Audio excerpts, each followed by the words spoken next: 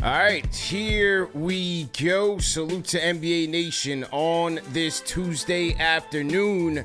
Another edition of the NBA Report. NBA offseason in full swing, and we're going to recap the latest NBA trade news. Jrue Holiday headed back to the Blazers. CJ McCollum headed to DC, man. Lots of movement early, and the draft hasn't even picked up yet, man. Joining us today is our resident capologist, man, Yossi Goslin. You can catch him on his Substack newsletter, The Third Apron, breaking down all of these trades and the cap implications. He's the busiest man in the business right now, so make sure you guys are following him at Yossi Goslin. All right, hit the like button, hit the share button, subscribe to the channel. Let's get right into it, man. All right, Yossi, how you feeling today, man? Have you slept since last night? How you doing, man? I slept pretty good, even though that Jrue trade came pretty late. It was the night before when the finals ended. I had so much stuff. That was a rough night, but Yeah. so far I'm doing well. All right, yeah, so far so good, man. So, I think to the surprise of really no one, and just in terms of Boston's ambitions to try to get under that second apron or close to it, there was always speculation that, either Jrue Holiday, Kristaps Porzingis was going to get traded, maybe even both. But last night, Boston made it official. Jrue Holiday headed to the Blazers in exchange for Anfernee Simons and 2 second-round picks. And, I think the most surprising thing for me here is that usually when a player has, length on his contract, in terms of Jrue Holiday, that's damn near $35 million a year, 2 more years, usually that team has to put the pick on top to incentivize the other team to take it. But this way, it was the other way around. So, I mean, what do you make of this return for the Celtics and how that went down? I mean, I was thinking if the Celtics can get out of this without giving up anything, they could just get neutral value back and just maybe save some money, then great.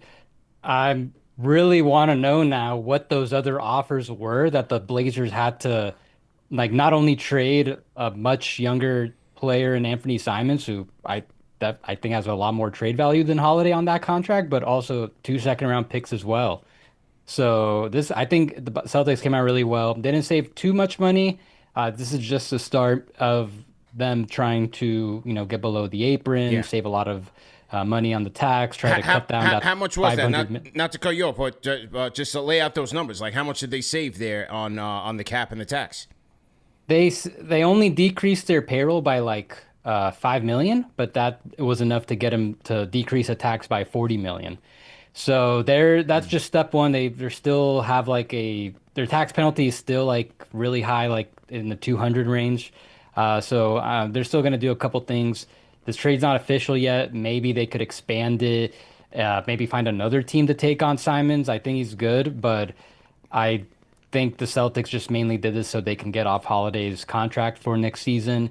So maybe you could find another team who takes him on, and then they can maybe instead of taking on Simons, you take back an even cheaper player, save even more money. So I'll be keeping an eye on that. They have like, a week and a half to finalize it and try to make it bigger. Yeah, very interesting. I mean, even if they choose to keep Simons, I mean, here you have it. You have a guy who 26 years old, a career 36% three-point shooter, a walking bucket since he came into the league. At first he was paired up with Dame. His best season was last year, where he averaged 22 points a game, a 52% effective field goal percentage. Now, he has been a little bit injured in these past couple of seasons. Only played 46 games last season. Not this past season, but the season before that, where he did score the career high at 22 a game. But hey, for the Celtics, with Tatum being out for what many will think is the whole year, and their ambitions to get under the cap, you got a guy that can fill in right in with their style, their offense, that's hoisting up those threes, and it may even let them play a little bit faster. Yeah, I think the Celtics will probably. I think they still make the playoffs, probably just above the play-in range, and maybe like in the lower end of the top six. We'll see what happens. As long as they keep Jalen and Derek White, though, Jalen and Derek White, I feel like they should still be in the playoffs. And with Simons, yeah, like they could really use that level of shooting defense has been an issue, but I'm right now I would guess if they can trade him, they're gonna try things out with him first, just see how he fits long term. He could extend, but just because they're already gonna save so much money in the long term, I think they'll probably play things out. But I also, like I said earlier, I wouldn't be surprised if they even reroute him. I just don't know what team that might be because a lot of teams are set at guard right now. Yeah, and his contract right now, he is an expiring contract, right? So what's his deal Yeah, worth at the moment? I think he's gonna make 27 million this year. Which is, I mean, in the grand scheme of things, very cheap. So he's a guy who is clearly he's going to be playing for another bag, but for the Celtics, they get an expiring deal, and on top of 2 second-round picks. What do you think? Is it Porzingis? Is it Hauser? Do you think the Celtics will look to trade somebody else here? I think for sure Porzingis and Hauser. I feel like those Both. are though because if they trade both of them, they could then figure out a way to get below the second apron. I wouldn't rule out Derek White Wow. just because it would take a lot. That's the thing. Is there a team out there willing to give up a like you look at what the Magic just gave up to get Desmond Bane. I'm not Derek White's not worth quite that much, but is there a team out there willing to trade like two really premium first round picks, maybe three, and get the Celtics interested in trading him now? Like maybe Houston, for example, after trading Brooks and Jalen Green for KD, I think he would be an excellent fit there. Maybe like using one or two of those Suns picks might get something like that done. So it would take a lot. Probably still unlikely because I don't know if there's going to be a team that meets whatever price that is for the Celtics, but for sure Porzingis and Hauser and White if another team really comes with a very strong offer. Yeah, that could be interesting, man. As you said, is now the time to sell on Derek White while the stock is high. Blazers do take a hit here defensively with the departure of Jrue Holiday, even though his offense kind of dipped. And look, he's getting older. It is Jrue Holiday at the end of the day. Could Derek White also be on the move? But you think Porzingis and Hauser most likely are next. So, gonna be very interesting to see, man. Celtics did win that chip 2 seasons ago, but it came with a hefty price. And as they sold the team, you get new ownership coming in. Hey, the cost of ownership is quite high, especially when you're in that second apron, you're paying the salary, you're paying the tax. That is a hefty bill. So going to be interesting to see how they retool there and still try to maintain a competitive advantage in what will be a wide open Eastern Conference. Salute to everybody in the chat once again. We got GOT says Celtics are having a fire sale. Salute to Creative Lou. Shout out to you, Flow 174, Frosty. Tune Theory, salute. Bill, Nick, John Talento in here as well. If you guys want to call, you guys have questions for Yossi, you can call us up on the NBA Report Discord. Call us up and let us know if you guys have any questions. Okay, from the Blazers standpoint, this is interesting, man. You bring Jrue Holiday back into the fold. You had a Blazer team who, although they did not make the playoffs, they were competitive on the Chauncey Billups this year. A lot of guys having really good years. Denny Avdia had a great year with those guys. Shaden Sharp, I thought, was very impressive. Matisse Thybulle, he just picks up his player option, which was at about $11 million. What do you think about them bringing Jrue back here? Because not likely that he gets bought out here, right? No, I think they actually traded for him because they want him, but I really don't understand I don't understand it. I get that they're trying to take a step towards being competitive in the playing tournament, and their success in the second half of last season was mainly on defense. Once they elevated Avdia back to the starting lineup, and they were playing it with Kamara, and then they also then Aiden got out, but that allowed Klingon to play, and he's a really underrated rim protector. So it was all Yeah. defense. So I get the idea of bringing in a guy like Jrue Holiday to do that. I just don't think that justifies bringing in that contract. I don't think he really fits the timeline. I don't think he's raising them to be like like I don't know if that's enough to be a playoff team. So and then you're giving up like not significant assets, but like you're still giving up like multiple second round picks to get it done. I don't get it for the Blazers. I even and then I woke up this morning, usually you get some more clarity when you sleep. I felt like I was more dumbfounded in the morning when I woke up. Yeah. And then it's like, you got Scoot Henderson there. What's the plan with him and Scoot? I feel you. Unless they continue to make moves here to get those vets in here to kind of help round out that young roster of talent, it is kind of a head-scratching move from the Blazers standpoint. But let's see where they go from here. Jrue Holiday headed back to Portland. Okay, also today we saw some moves between the Pelicans and the Washington Wizards, and this one saw C.J. McCollum and Kelly Olynyk headed to the Wizards in exchange for Jordan Poole, Saddiq Bey, and the 40th pick. Let's start with the Pelicans here. What did you think was the motivations to make this trade? I think that mainly they wanted to bring in a guard with what's his name, DeJounte Murray out for the year, but they already had CJ. I honestly don't really understand this trade too much for the Pelicans. They're also going from Olynyk to Saddiq Bey now. They only have one center, and they have like two big men, and Yves Missi and Carlo Matkovic, so they still have some work to do there. It feels like they thought that Poole might be like a significant upgrade over McCollum going forward, which okay, probably. They're both, Poole's much younger than CJ, but I don't think this really like impacts the Pelicans at all. And it's just a lot of money. Like, CJ's expiring, but Poole makes as much for another year. So, now you're they basically used up their flexibility for this year and next year on this move. I don't, I think they're in the same exact spot they were, just a couple hours ago. Yeah, it is kind of interesting. I'm not a big Poole guy. As you said, they trade away the expiring contract of C.J. McCollum. How much does Kelly have left? Because he did sign with was it the Raptors? He had a deal with. It was like a 1 or 2 year deal. So how much does Kelly have left on his deal? He's expiring, so they basically are adding a bunch of money for next year because both CJ and Olynyk are expiring, and Bey and Poole make money for next year. So I think they're just getting guys that they like. Worth noting, Troy Weaver he was with the Wizards last year to some capacity. So there is, I'm sure that relationship came into the trade.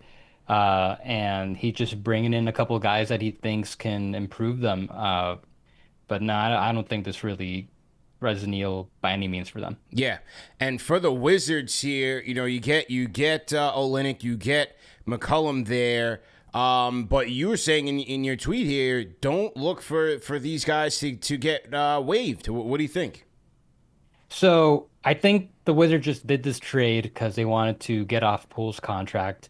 They brought him in mainly because they got a first round pick for doing good with the Warriors. So now, that first year with the Wizards with the disaster, it was arguably the worst contract in the league based on how he was playing. Played a lot better last year to the point where that the Pelicans were interested enough to trade for him. But it's not like a thing where they were going to get positive value. It was kind of like when the Bulls traded Zach LaVine, where that contract was so bad, but he played so well last year that they found a team just willing to take him. So they took that opportunity just to get off that contract. Even though they kind of got nothing for him, they were just able to clear a bunch of future money. So that's what the Wizards did. All they want to do is clear a bunch of salary for next year. They got this offer and they probably felt that this is probably the only opportunity the best opportunity we have to get off Poole's money now. Sure, we can play him some more, but the offers probably aren't getting better. They're probably not going to get like any picks for him. So I think that's all it is. They have a lot of cap space for next year, but it's like 80 to 100 million. But that's only if, I would guess that they're going to do more trades now that bring in players with long-term money to bring in more picks and stuff like that. But as far as the buyout thing is, the Wizards, they've had a lot of guys come in and out in the past few years, like Malcolm Brogdon. There might be a couple of guys I'm missing, but guys that you would think the Wizards brought in, and they would try to trade him. If there is no trade, then you get past the trade deadline, they probably get bought out. Marcus They've Smart. never bought out Marcus any. Smart. Yeah, so they've never bought out any of their vets like Malcolm Brogdon. He just expired, played out the year, expired, and now they got all these guards on large expiring contracts. You mentioned Malcolm Brogdon. They have now C.J. McCollum. They have Chris Middleton. Who else? I think they have one more guy. So they have all these guys that they're going to be very hard to trade with the amount of money they're making. So if these guys last year under past the trade deadline, that's where I meant where like teams might look at potentially the opportunity to get them post buyout, but just based on how the Wizards have operated, they just don't they're not interested in that. So they'll let these guys if they'll try to trade them, but if they keep them, they'll keep them till the very end. It seems like. Now, let's say, for argument's sake, from a Knicks fan perspective, we need as much help as we can get. Let's say they do cut a guy like a C.J. McCollum. Under what scenario, given where the Knicks are, their financial, limitations right now, under what scenario would they be able to pick a guy like that up if he were to get cut by the Wizards? So that's interesting where there's two ways that can go. If a team like the Knicks wanted to get one of their vets after a buyout, it would have to be during the offseason before the regular season starts. That's because there's a rule now that teams above the apron cannot sign players that are cut mid-season who were making the mid-level or more. That's right. So that means Middleton, Poole, Smart.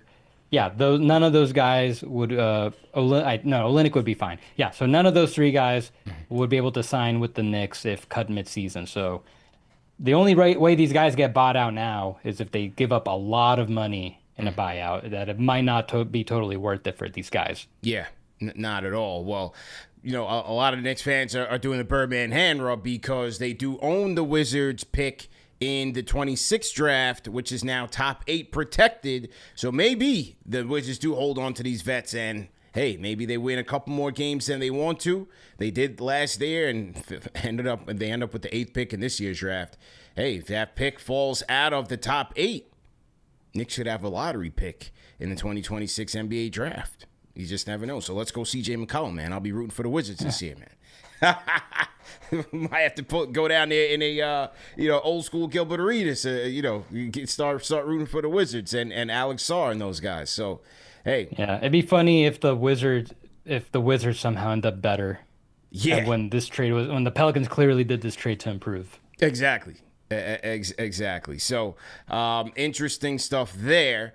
And what else do we have here? We saw Daniel Gaffford got the bag. Daniel Gaffford re-signed with the Dallas Mavericks on a 3-year deal worth, I'm just pulling it up here, $60 million for Daniel Gaffford. What did you think about the deal, and what is some of the fine print here? So when it was first reported at 3 for 60, which would have triggered a 6-month trade restriction, and then it was clarified that it was actually 54 million, which I pointed out like a couple minutes earlier that it would 3 for 54 is the most he can get while still being allowed to be traded. So the Mavs, they like him. They wanted to reward him with something, but at the same time, they wanted to keep their options open in case a trade offer comes their way for him. So based on the terms, it's within the extended trade rules. That's why it's like within the limits of how much he can get in terms of dollars and years, where he can still be traded.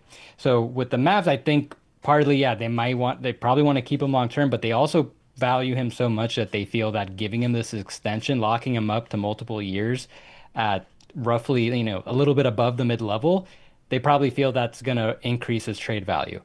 I don't know about that. I think that's like, he'd be one of, like, he's like, he's definitely a starter. He's definitely like a lower top starter, if that makes sense. And he makes he's going to be making low enough where he could still come off the bench. But I'm just not entirely sure if by giving him this extension, teams are going to give up so much more in terms of picks or valuable players to get him. Now, from a Knicks standpoint, always, we kind of, this is the NBA report, but we do look at things from a Knicks standpoint here. We are kind of biased. My guy, Mitchell Robinson, he's going to be entering into the last year of his deal, making $12.9 million before he hits unrestricted free agency. He is extension eligible here, I believe, with the New York Knicks. Is this would this be considered market price or market value here for something where Mitchell Robinson, like a ballpark in terms of what Mitchell Robinson may be looking at in the open market? I think that makes sense. I think you're onto something there.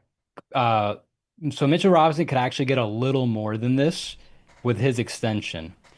So the fact that Gaffford went ahead and got this, which I think Mitchell's can average about like 21 a year, while Gaffford, what he got is like 18 a year.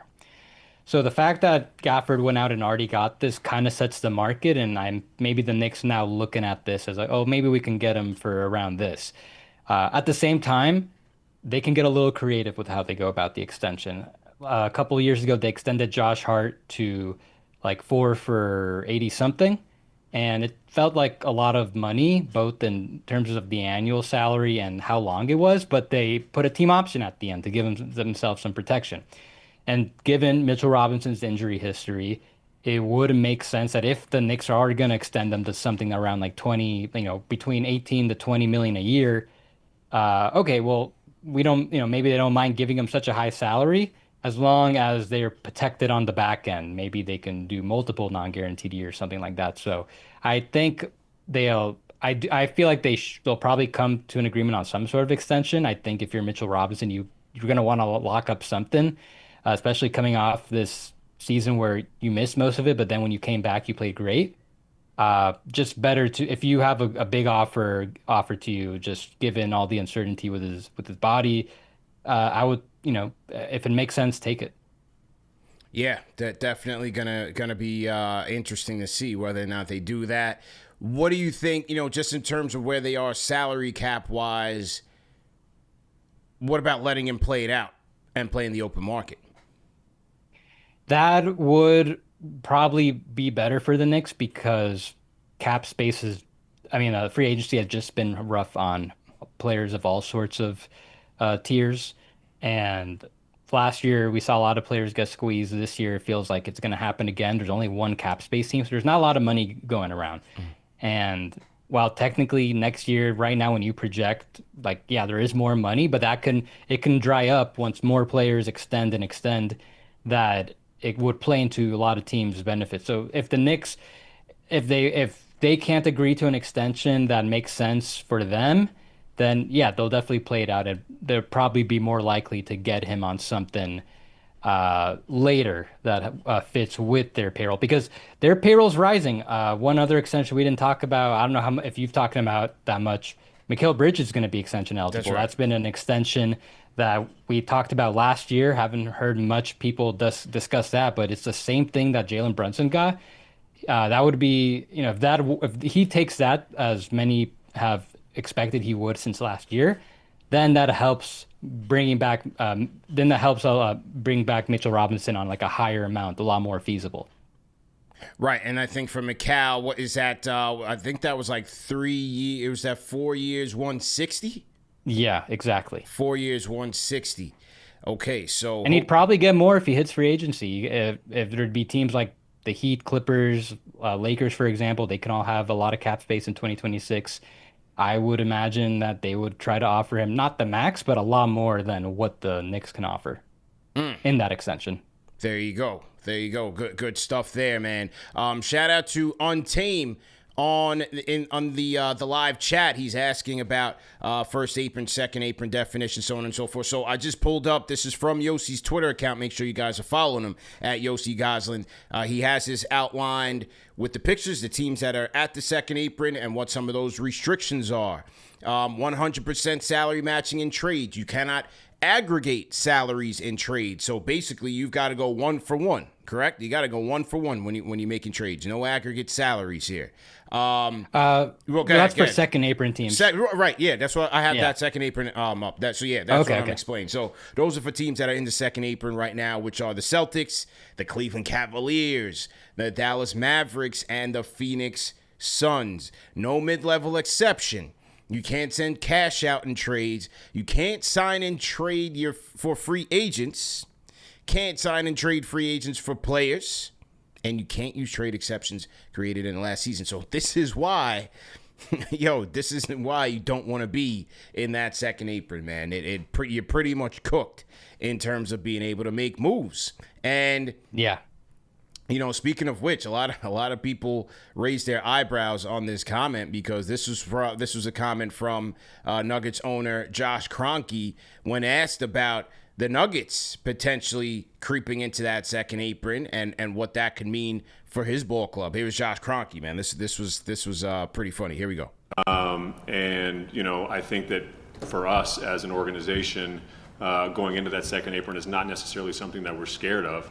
I think that there are rules around it that we needed to be very careful of with our injury history. The wrong person gets injured, and very quickly you're into a scenario where that I never want to have to contemplate, and that's trading number 15. We're very conscious of that pushing forward, and providing the resources that we can when the moment arrives. But that second apron, is it a hard cap? I'm not 100% sure, but it's something that teams are obviously very aware of going forward. All right, man. So with that, everybody, they put the tinfoil hats on. Is number 15 on the market? Is Jokic headed to the Lakers and all of that, man? That did you hear that? Did you hear that one earlier today? Yeah, I heard that an hour ago. Just immediately, just why'd you even have to say that? Just unnecessary. Just kind of sounds like. So I don't expect the Nuggets to make any trades, like any big trades, because they're over the first apron. They're very close to the second apron. They have no picks to trade. That's the bigger thing. Yeah. They can only trade one first round pick and maybe one second round pick. And you're probably going to lose value on that trade. If you're going to trade Michael Porter Jr. in a first round pick for Cam Johnson or something like that. I mean, does that really make sense to give up a pick like that just to kind of make a lateral move and save some money? So I'm guessing they're going to be more or less stuck with this roster for the offseason. So I get the feeling he said that partially to I guess let fans know, hey, we're not going to do anything, but then also kind of scare them into thinking what can happen to justify not doing anything. I don't know, just kind of bizarre and necessary comment, I think. Absolutely, man. So, but certainly a soundbite that has been going around the internet. One of the things that you've been doing on the Third Apron newsletter is your off-season guides for each team. Have you done one on the OKC Thunders yet? Yeah, I did. I've done every team now. I released my last one on the Pacers today, and yesterday I released it on OKC. And it was very different from all the other ones I did because I don't think they're going to do anything this offseason.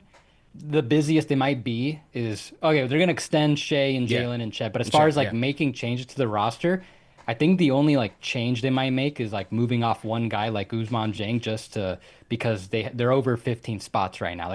That, maybe getting off one of those extra picks they have, that might be the extent of their offseason, which means the busiest night might be tomorrow in terms of making a change to the rotation.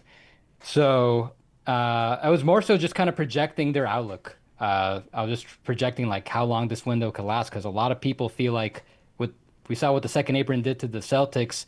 Can it make OKC have a closer window soon? And I don't think so. I think this could go for another 4 or 5 years. Yeah, I agree. And that was the question by Creative Lou in the chat, who was asking, will OKC trade their picks? And is it possible the Knicks could trade up? Well, I think the Knicks would certainly trade up. But, I think one of the things that we also have to consider is that every slot you go up is more money that you have to pay a rookie, right, Yossi? I mean, just factoring in those rookie scale contracts could be tricky for the Knicks in terms of just how far they'd be willing to jump up. Well, I wouldn't. Can they move up to 20? What pick do they have? 50. OKC has the 24th pick. I mean, they can get that in if they want. That'd be similar range as Pacome Dadier last year. And we all know they had him sign a first-year salary a little bit less than what the maximum was for that salary slot. So I just bring it up because I do with OKC, New York and OKC have been pretty active trade partners over the years. Back in 2022, when the Knicks traded the pick, the Ousmane Dieng pick, they got like a bunch of firsts. Last year, they traded one of their firsts for 5 seconds to get the Dadier pick in a trade down. So I don't know. I'm just looking at the draft order. Maybe there's something the Knicks can do to move up from 50 to 44. I'm thinking more smaller scale like that. I'm not sure what exactly would take to get 24 from the Thunder. Maybe there's something that could be done. I just haven't really looked into it yet. Is 44 Thunder pick? I didn't look at the whole pool yet. Who's got 44? Yeah, so Knicks have 50, and then the Thunder have 44. So maybe if the Knicks are targeting someone a little higher than they're selecting, maybe they could do something together there. Now, you did mention when the report came out last week that the Knicks had a rookie that they got from the Karl Anthony Towns deal in James Nagy, who's going to be coming to Vegas for Summer League. He's trying to make the team. 6'11" center, originally drafted by the Charlotte Hornets. You did mention that they may have some wiggle room with this one, just in terms of the salary for his rookie deal. Yes, so I guess the best example of this is looking back last year after the Knicks traded for Cat so late in the offseason. They had a really tight budget to fill up the roster and get to the 14-player minimum within the second apron that they were now hard capped to. So they couldn't they had like 2 roster spots open, and they needed one of them. They couldn't both be veteran minimums. They needed one to be veteran minimum and one to be a rookie minimum. So they were able to then convert Hukporti, who was their draft pick just now, from his two-way to that rookie minimum, which is $1 million less. And that made all the difference for the Knicks to be able to field the roster. That all went into their Knicks planning ahead of making the Cat trade. Now, the Knicks are going to be in a similar situation as far as being above the first apron and below the second apron. Assuming they keep the same top 6 guys, then it's going to be mostly minimum signings to fill up the roster. But maybe they do a little trade, bring in a guy making more, maybe between $5 to $7 million, something like that. Then having another second round pick to make that smaller minimum salary could make all the difference for them, again, fielding the roster under the 14-player requirement. And that's where James Nagy comes in. They got him as part of the return from the Hornets, and they can give him the rookie minimum. And I know there's a couple other guys they can do with. They have the 50th overall pick in this year's draft. They've got the draft rights to Rokas Jokubaitis. Yep. If he ever comes in, same thing applies. But yeah, I think James Nagy in particular makes sense. It sounds like the reporting is he wants to start his career in the NBA. The Knicks have his rights. They're going to bring him in for Summer League and see if it works out. Yeah, there we go, man. Well, great work. What do you have coming up this week? Anything going on in the Third Apron newsletter? Any YouTube content? What do you got going on this week?